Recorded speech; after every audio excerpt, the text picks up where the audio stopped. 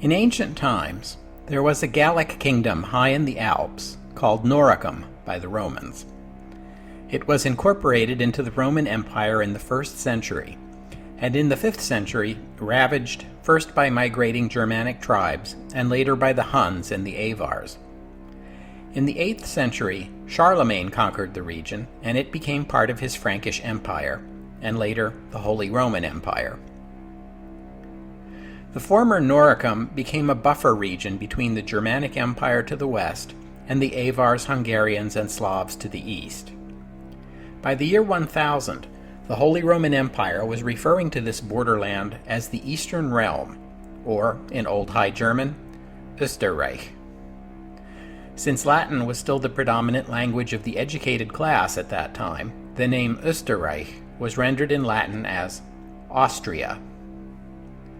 Over the next 900 years, Austria would go from a neglected border region to the seat of the most important dynasty in Europe, to the center of an empire, to a ramshackle realm in search of its destiny in a world that had passed it by.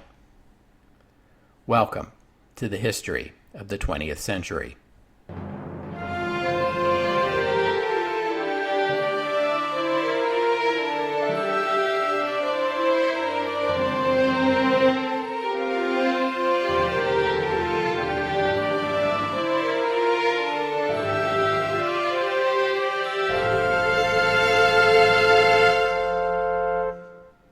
Episode 49, Tales of Old Vienna. In the 11th century, about the same time that the name Austria was being used for the first time, a Count of Klettgau, a region of Bavaria that today is split between Germany and Switzerland, built himself a castle, and he called it Habsburg. There are different suggestions about where the name came from, but no one knows for certain. A century later, his grandson took the castle Habsburg as his seat and started going around calling himself the Count of Habsburg, as did his descendants for many generations to come. Meanwhile, German-speaking people from these Bavarian regions were migrating east, downstream along the Danube River, as far as the Leta, a tributary of the Danube, which had come to mark the border between German and Hungarian lands. One of the consequences of these German migrations from the west and Hungarian migrations from the east was to separate the Slavs who lived north of the Danube from the Slavs who lived further to the south, as we saw back in episode 27. The Danube Valley was fertile, and the river itself became an avenue of trade between Germany to the west and Hungary and the Slavs and the Byzantine Empire to the east.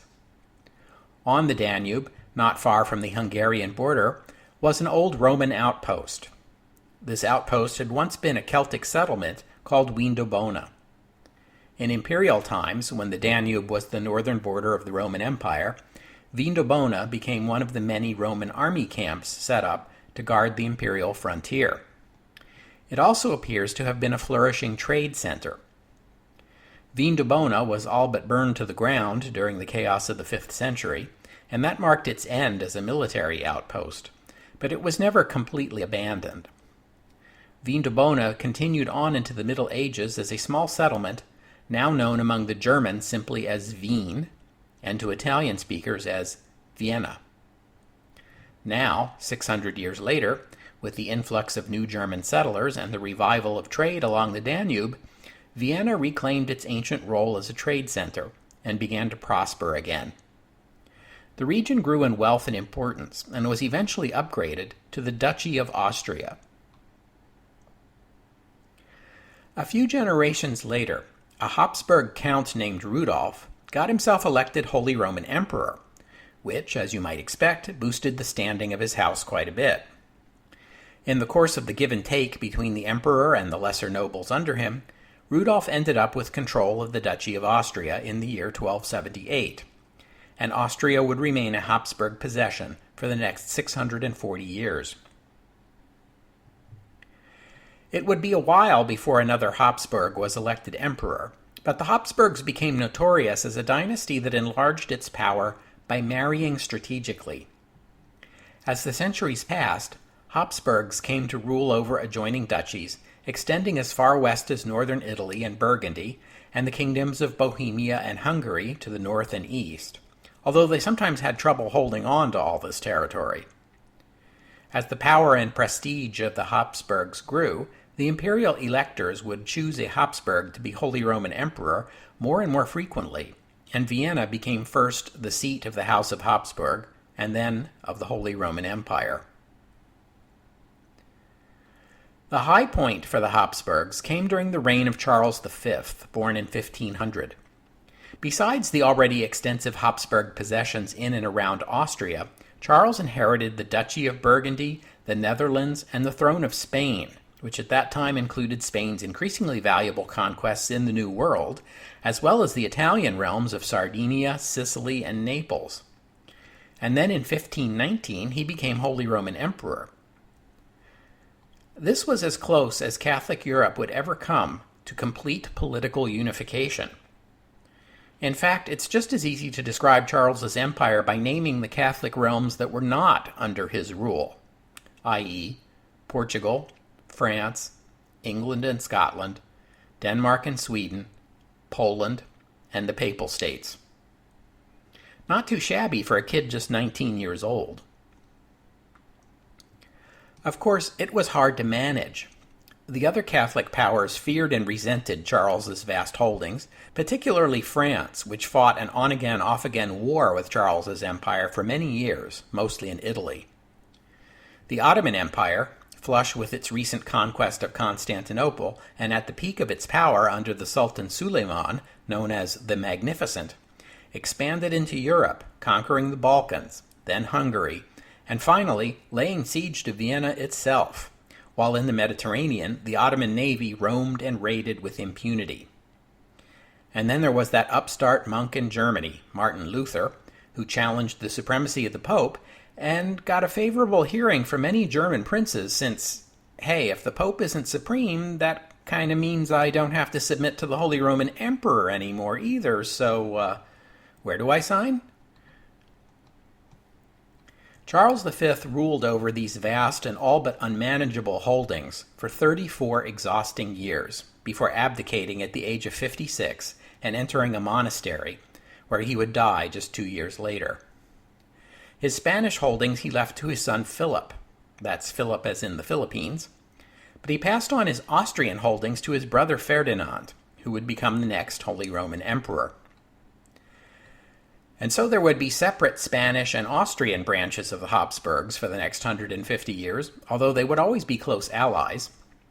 The Habsburgs decided that since strategic marriages had made them the most powerful family in Europe, and we wouldn't want any other family marrying into ours and chipping away at our holdings like, we used to do to them, that means that the ideal spouse of a Habsburg monarch is another Habsburg. This worked out about as well as you'd expect. Inbreeding led to infertility and physical and mental disabilities. The last Spanish Habsburg king was Charles II, who inherited the throne in 1665 at the age of 3, was profoundly disabled and incapable of serving as king. His reign lasted 35 years, during which time Spain experienced serious economic and military decline, and he died without heirs in 1700, ending his line and precipitating the War of the Spanish Succession. And if you want to know more about the War of the Spanish Succession, well, let me just refer you to Zach Twomley's When Diplomacy Fails podcast. As for the Austrian Habsburgs, they fared better until 1740, when the Emperor Charles VI died with no male heir. Technically, this marks the end of the Austrian Habsburgs, but Charles had arranged for his daughter, Maria Theresa, to marry the Duke of Lorraine and inherit the Habsburg holdings. Not everyone agreed with this, and this led to the War of the Austrian Succession, but in the end, the couple would rule, and they would pass the Habsburg holdings on to their son, the Emperor Joseph II. They also married their daughter, Marie Antoinette, to the King of France, but that's another story and a different podcast. So the dynasty is now technically the House of Lorraine, or maybe the House of Habsburg-Lorraine, but most people kept on calling them Habsburgs. Joseph II is remembered today primarily as a patron of music. he made Vienna the home of the greatest musicians and composers of the age, most notably Franz Joseph Haydn and Wolfgang Amadeus Mozart. Okay, and Antonio Salieri too. You happy now?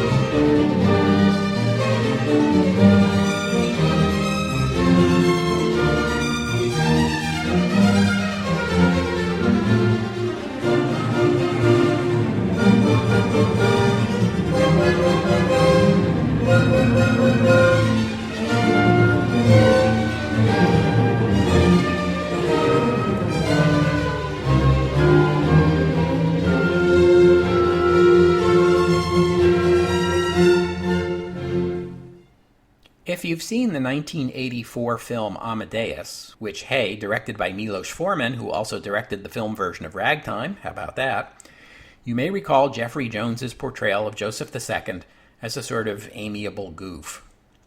Joseph died in 1790. He had no sons, so his brother Leopold II took the throne, but he died in less than 2 years, and his son, Francis II, would succeed him. Francis, seeing Napoleon crown himself Emperor of France, and perhaps also seeing the handwriting on the wall, declared himself the Emperor of Austria soon afterward, in 1804, and he would abdicate his position as Holy Roman Emperor 2 years later after losing a war to Napoleon. This would mark the end of the Holy Roman Empire and the end of the reign of the Emperor Francis II, but also the beginning of the Austrian Empire and the reign of Emperor Francis I. As for that 2-year period in between, he was technically emperor of 2 different empires at the same time, and supposedly he's the only person in history who can make that claim. Austria would declare war on France 6 times during the Revolutionary and Napoleonic eras, in the wars of the First, Second, Third, Fifth, Sixth, and Seventh coalitions. Somehow she missed the 4th coalition. Austria lost the first 4 of the wars she participated in, but she won the last 2, and that's what matters. It's not like this is a football league. It's a sign of how much prestige the new Austrian Empire had by 1815, at the close of the Napoleonic era, that it hosted the Congress of Vienna, the landmark international conference that would establish the new order in Europe, shepherded in by Clemens von Metternich, the Austrian foreign minister, and later chancellor, a new order that would endure for 99 years. Austria had arrived. Francis I died in 1835 and was succeeded by his son Ferdinand.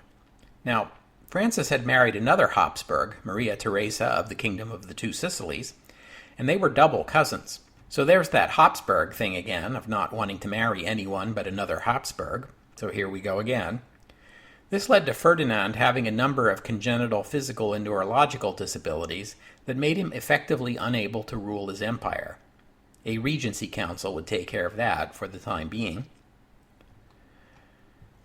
The year 1848 saw liberal revolutions break out across Europe, beginning in France, where the monarchy would be overthrown, again, and a republic established, again. We've already seen how the revolutions of 1848 affected Italy. The Austrian Empire was also deeply affected. On March 15, 1848, a revolt broke out in what were then the separate Hungarian cities of Pest and Buda, demanding a constitution and parliament for Hungary, along with internal self-government, a separate Hungarian military, and the withdrawal of non-Hungarian military forces from Hungarian soil. Now, I haven't said much about Hungary yet. Hungary had been a separate Catholic kingdom before it had been conquered by the Ottoman Empire. Thanks to the Habsburg gift for bagging new territories by strategic marriages, the Hungarian crown became a Habsburg inheritance, and when Hungary was freed from Ottoman rule, she found herself with Habsburg kings, these same men who were Holy Roman emperors. Except that Hungary was never officially part of the Holy Roman Empire. Technically, Hungary was in personal union with the empire. So when Francis II declared his Austrian Empire, he simply lumped together all Habsburg domains into his little project, including Hungary. But this never sat well with the Hungarians, who saw themselves as a separate kingdom and didn't accept the right of their king to incorporate them into an alien empire, or to send in German-speaking soldiers and officials to police and govern them. Bear in mind, as I explained back in episode 27, that Hungarians are a unique ethnic group, relatively late arrivals in Europe, with a language and culture not Germanic, not Slavic, and basically not related to anyone else. You can understand if the Hungarians felt alone and threatened by cultural assimilation, and you can sympathize if they get defensive about retaining the Hungarianness of Hungary. So in 1848, effectively, what they were demanding was that Hungary go back to its status as a separate kingdom in personal union with the Austrian Empire, but not a part of it, as well as the usual liberal demands for a constitutional monarchy with an elected parliament. Austria had no choice but to accede to the Hungarian demands, for now, because besides having a regency council, never a good thing when quick and decisive action is needed, Austria had its other problems. Liberals in Vienna were also revolting and also demanding the usual liberal constitutional and democratic reforms. And, as you may recall, Italian nationalists in Milan and Venice had also risen up, expelled their Austrian garrisons, and were asking for support from Piedmont Sardinia. With its armies fighting against German Austrian revolutionaries, Hungarian rebels, and Italian secessionists all at the same time, it seemed quite possible for a while there that the 44-year-old Austrian Empire would simply disintegrate. Vienna had no choice but to grant the Hungarian demands, while it struggled with the German-Austrian unrest and fought to retake its Italian territories. But the rebel cities in Italy were retaken, and the imperial government conceded a constitutional system to the empire as well as to Hungary. Metternich resigned as chancellor, and in December 1848 the Emperor Ferdinand was persuaded to abdicate in favor of his 18-year-old nephew, Franz Joseph, who would rule as Kaiser for the rest of the 19th century and well into the 20th. So, problem solved, right? Well, it looked that way for a while. The move to replace Ferdinand as emperor was a popular one with the rebels. The coronation of the youthful Franz Joseph was seen as inaugurating a new and more modern Austrian Empire.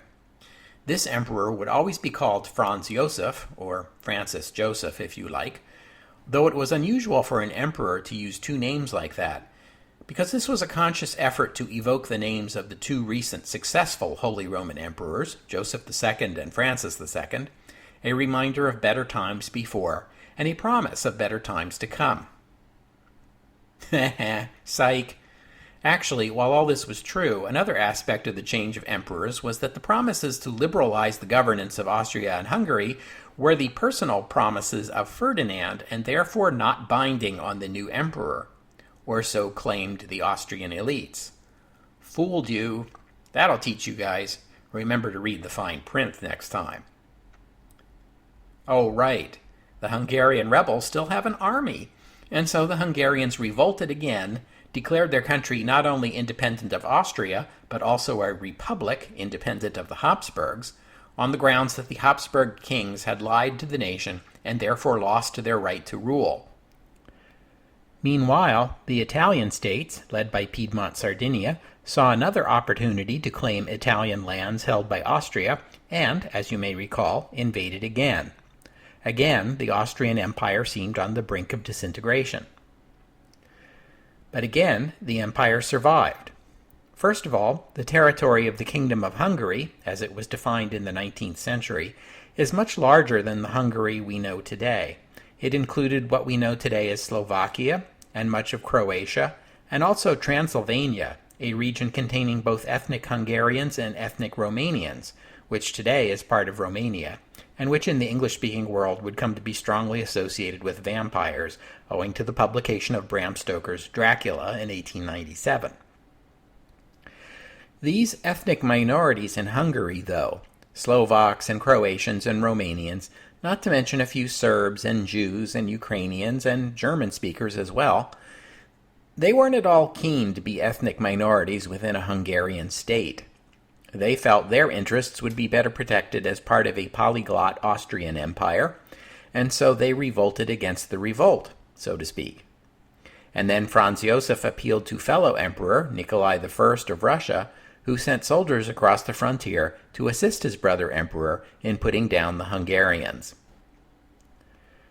So this revolutionary period ended with Franz Josef still the Kaiser, still an absolute ruler, although he did agree to end serfdom, which helped Austria modernize and industrialize its economy. As for Hungary, it was under something like a military dictatorship for many years afterward, not a good situation. For a few years, though, Austria looked strong, and Franz Josef looked like the master of Central Europe.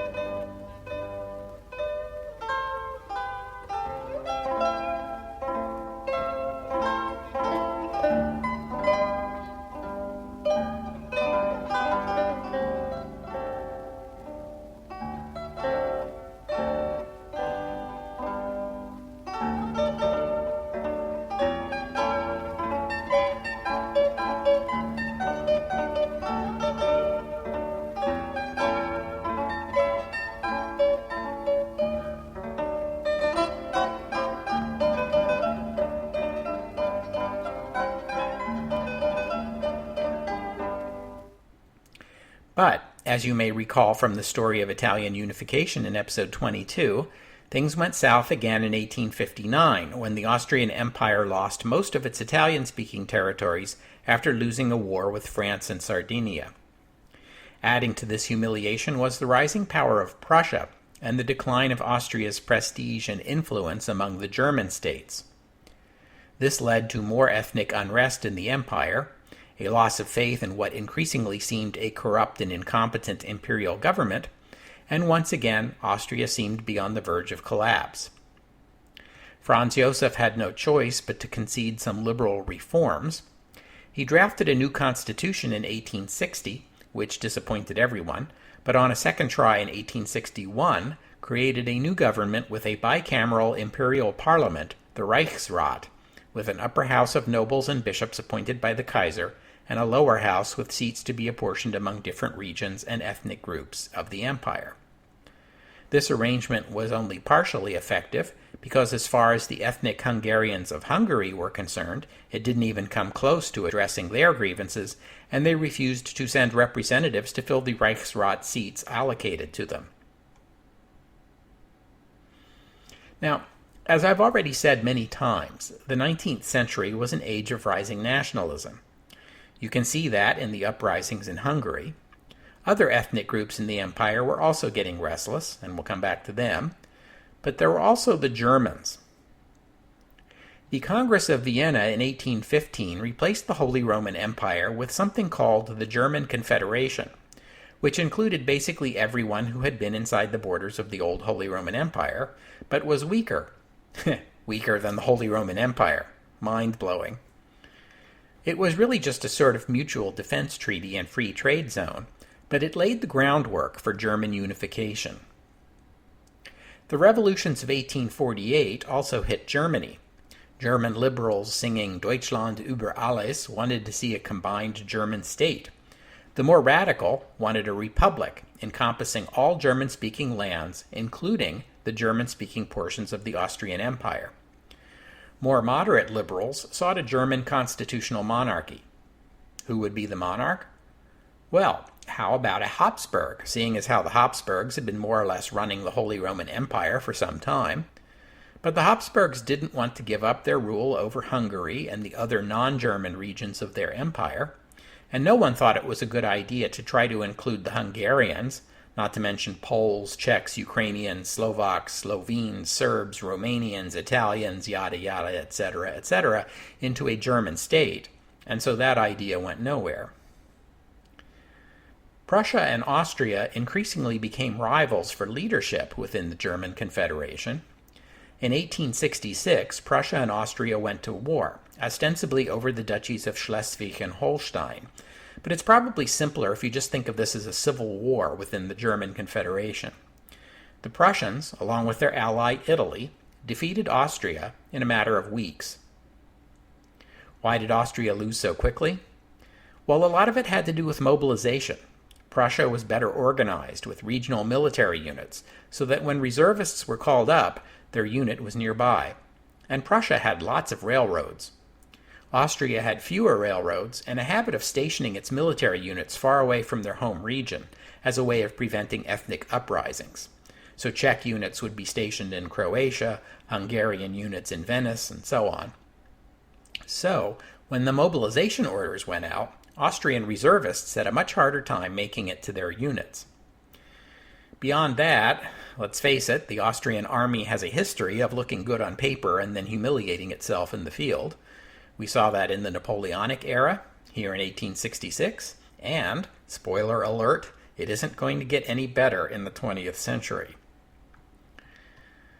Anyway, the result of the war was that the old German Confederation was no more.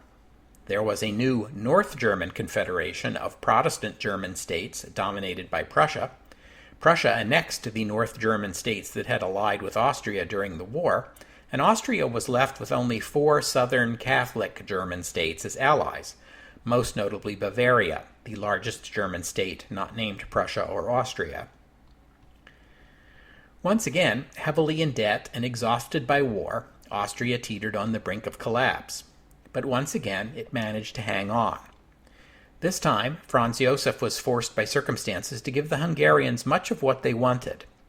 Now, a lot of Hungarians wanted full independence by this point, but there were those who were willing to settle for autonomy. Under the Compromise of 1867, Hungary would have a separate parliament, and Franz Josef would be recognized as the king, not emperor, of Hungary. The Hungarian parliament would control most government functions in Hungary. Only foreign affairs, the military, and finance would be fully national within this dual monarchy, and those matters would have to be voted on by both the Austrian and Hungarian parliaments, effectively giving Hungary a veto. One of the advantages to Hungary in accepting this arrangement as opposed to holding out for full independence was that Austria at this time was more economically developed, with more industry and more railroads, than was Hungary. Staying in the dual monarchy ensured that Austrian capital would remain available for investment in Hungary. As a sweetener for Austria, part of the deal was that the Hungarian parliament would take the responsibility for paying a portion of the empire's war debts. And the Austrian chancellor saw another advantage in pacifying the restless Hungarians: revenge on Prussia. His chance seemed to come 3 years later when the French declared war on Prussia. Here was a chance for Austria to jump in that war as a French ally and give Prussia payback for... oops. It turned out that the Hungarian Prime Minister was not interested in fighting a war against Prussia, and under the new arrangement he has veto power, so no war. Bummer. In fairness, it has to be pointed out that given the Austrian military's miserable record, it's not likely that Austrian intervention in the Franco-Prussian War would have made much of a difference in the outcome anyway, but it's an ominous sign for the future of the dual monarchy that Hungary has that veto power over declarations of war, and her governments aren't afraid to use it. As you know, the 1870 Franco-Prussian War led to the creation of Imperial Germany, and Germany and Austria quickly set aside their differences and entered into an alliance. This was part of Otto von Bismarck's scheme to deprive France of allies, and Austria was an obvious potential French ally, so let's make nice with Austria. Austria and Germany would mutually ally at first with Russia in the Dreikaiserbund, the Three Emperors League, and later with Italy in the Triple Alliance. As we have seen, Germany never would be able to repair its relationship with Russia.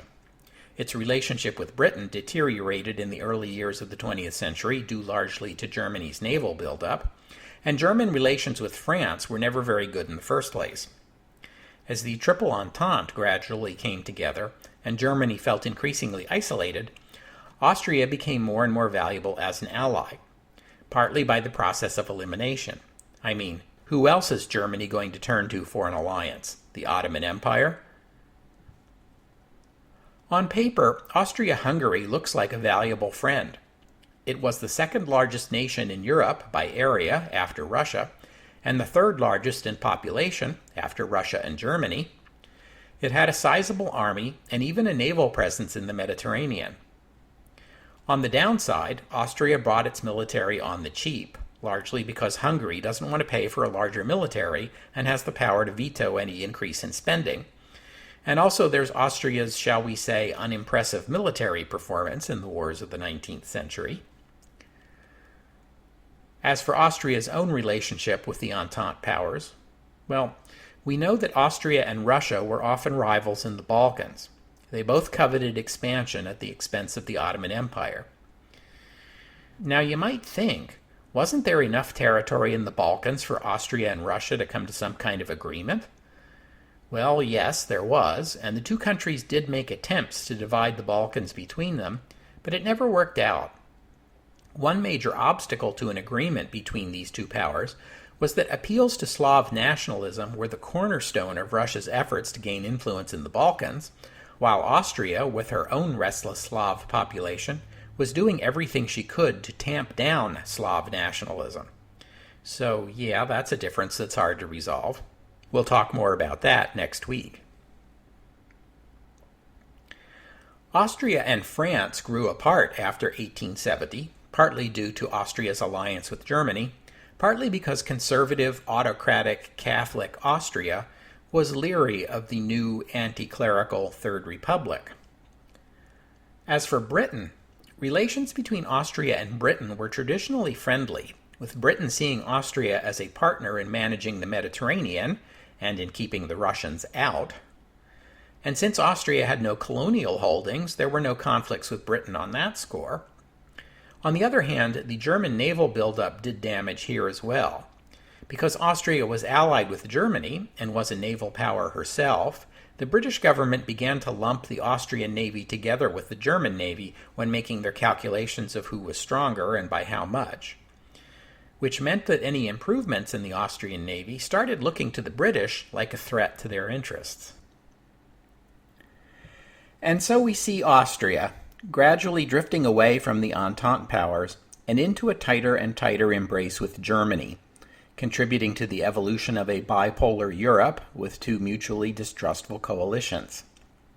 In many ways, Germany and Austria are far from ideal as alliance partners for each other, but increasingly they find themselves shackled together, like it or not.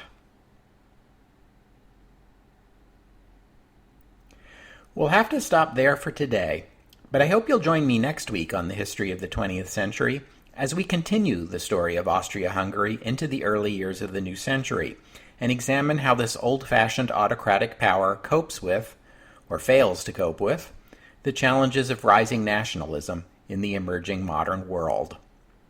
That's next week on the history of the 20th century. Oh, and one more thing. Whenever I think about the Austrian Kaiser, Franz Joseph, I am reminded of the Roman Emperor Honorius, who ruled for 28 years, and yet seemed to do little or nothing for all that time, even as the Western Empire was crumbling around him. In his History of Rome podcast, Mike Duncan called Honorius a couch potato of an emperor. I feel much the same way about Franz Joseph. A French diplomat in Vienna in 1878 wrote of Franz Joseph that he's sympathetic and well-liked, but he has no character to speak of. He's a drifter, floating from one system to the next. He has no real friends or confidants, he trusts no one, and inspires confidence in no one, nor does he even believe in himself. One thing Franz Josef did believe in was the Habsburg marriage rules. When his heir, Archduke Franz Ferdinand, married a woman who was merely the daughter of a count, the emperor was infuriated. He insisted that the marriage be morganatic, meaning that it wouldn't count for dynastic purposes, meaning that the Archduke's wife would not be regarded as a Habsburg and the children would be excluded from the line of succession. The emperor would enforce protocol strictly against his niece, not even allowing her to sit with her husband and the other Habsburgs at court functions. This pettiness would continue right up to the couple's funeral in 1914. If only he had been so scrupulous about maintaining and modernizing his empire.